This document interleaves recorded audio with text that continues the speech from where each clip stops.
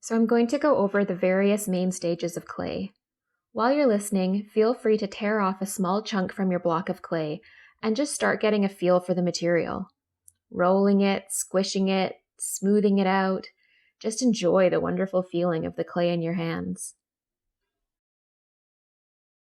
Here I've allowed the clay body we're using to dry out before breaking it up into the powdered form. Besides not being able to make anything from it at this stage, like I said earlier, dry clay dust is very harmful to your lungs, so we need to add water back to make it safe and useful for our purposes.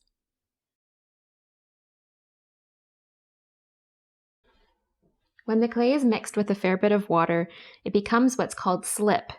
It's super wet and sloppy and can be used as a glue when attaching leather-hard pieces together. Potters sometimes use it to add texture and visual interest to the outside of their pots as well. The stage we're using to start with today is the plastic stage. The clay is moldable and workable.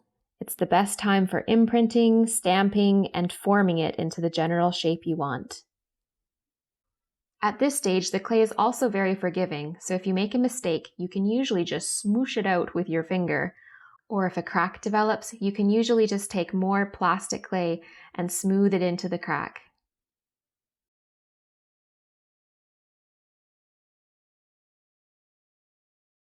Once the clay has been allowed to set up for a while, it becomes leather hard. It's drier, holds its shape, isn't tacky to the touch anymore, and it won't take imprints. This is the best time for carving the clay and smoothing out rough edges.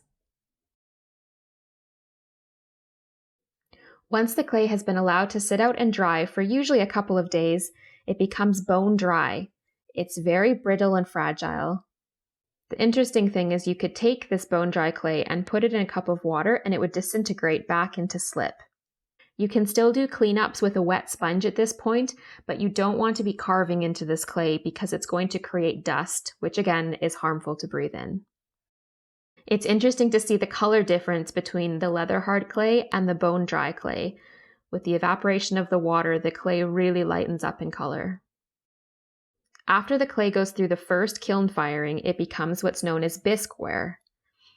When clay is heated to high temperatures, it partially melts, resulting in the tight, hard, rock-like substance that we know as ceramics. At this stage, the clay cannot be rehydrated, so it's hard and much stronger than it was before, but it's still porous and not food safe. Finally, after applying a glaze and going through the second firing in the kiln, the glaze melts over the clay body and becomes a glass coating over the clay. The chemical process of going through the kiln vitrifies the clay, which means all the clay particles have reached their highest rate of compression and the piece becomes impervious to water.